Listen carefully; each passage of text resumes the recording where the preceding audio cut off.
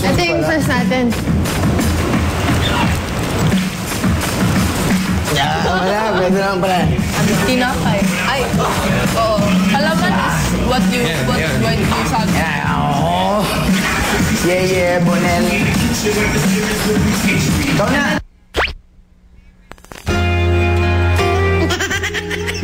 Sa mga tinuturuan ni Joe at Ivan, si Potts ang mukhang bigay na bigay. Basta kanyari may sasal. Oo.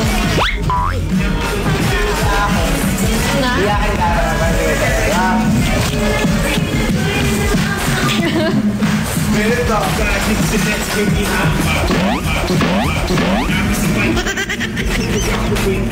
Maya-maya'y nagutom na sila pero dahil talo sa nakaraang weekly task at di na nagluto ng vegetable supply nila, toyo at ketchup na lang ang inulam nila. Yung pakuha yung lechon natin sa ref. Hindi naman yung dami natin pagkain, nakakatamad eh. Ay, lechon, ano ba? Padadtad na. Ayun, tagal ng tatamad naman, oh. Ay, parang na lang dyan. Huwag mong tabigin yung kaldereta at saka sinigang. Puro bro, puro yung street. Ito, pare, oh. Yan. O, kuha. Gusto mo yung balat? May malutong ha. Kawawa naman tayo. Baka maawa sa atin si Kuya. Talaga naman, sana ay mabusog kayo sa imaginary ulam at lechon. Sa kanya. Pare, Teka manang, pakuha ng ano. Yeah. Ayaw pa.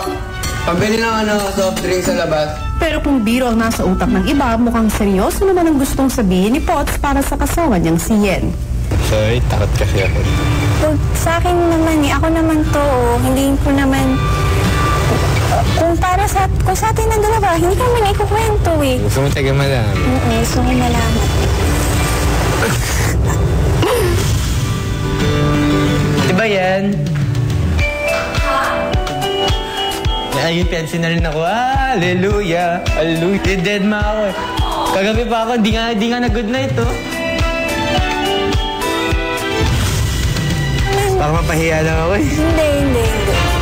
Mapapahiya lang siguro. Hindi. Ano bang mangyayari pag sinabi ko na nahulog ako sa'yo? So, ibig sabihin yung diretsong, malinaw. Minsan kasi slow ako eh. Ako rin slow rin ako eh. Sige, game. Hindi, nadapa ako. Pot. Pumahal ako. Nahulog ako. Nahulog ang loob ko. Ano ba gusto mo mangyari?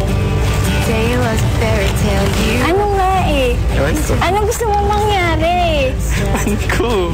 Magustuhan kaya ni Potts ang sasabihin ni Yen. Tale as a fairy Thank you. Ako ang mapapromise ko sa'yo. Saan dito lang ako lagi. Sa pag may gusto ko sabihin mo. Ejected ako. Hindi akala mo lang yan. Ejected ako. I'm ejected with an R. Hindi. Huh? Ano ka, PCD? Yes, hindi. I'm ejected with an R. DVD? I'm ejected with an R. Best bud. Hindi ka rejected. Nadagdagan lang nadagdagan lang friends natin. Dumating si Joe. Okay lang yun.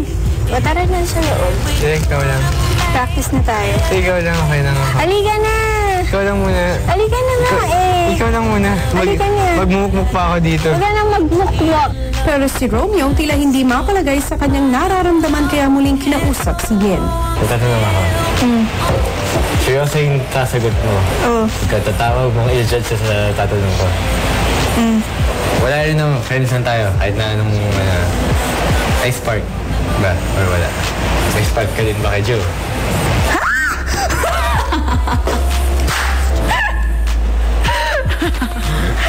Hoy, seryoso ka ba din sa tinatanong mo?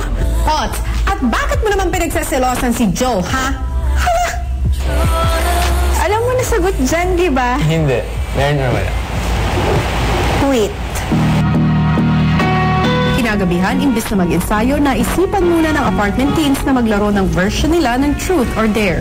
Ito sa katotohanan. Hindi lang. Katotohanan. Bagal. Wala mo nakita sa iba. Ikaw ba ay nabigyan sa kanyang kagwapuhan? Nagustuhan. Nakakrush ka si Ivan. Opo. Yakapin mo naman na parang huling beses na kayo makikita ni Ivan.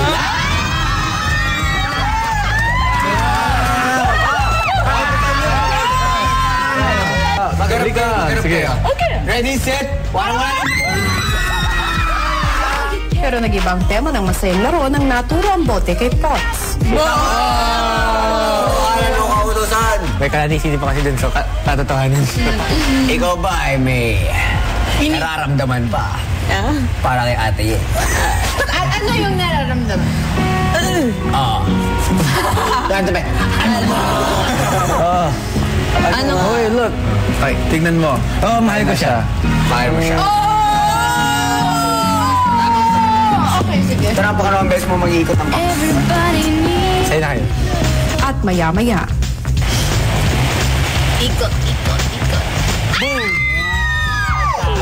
Sino ang gusto mong yakapin sa dalawa? Si Joe o si Potts?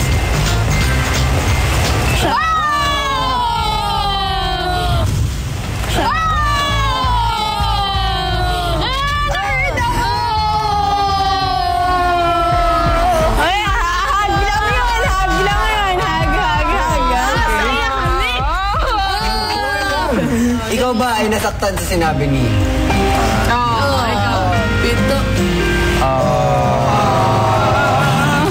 Pero bro, sana. mukhang di ganun kadali kay Potts na tanggapin ang kapalaran niya kay Yen. Pero ang tanong, maka-apekto kaya ito sa kanilang weekly cast?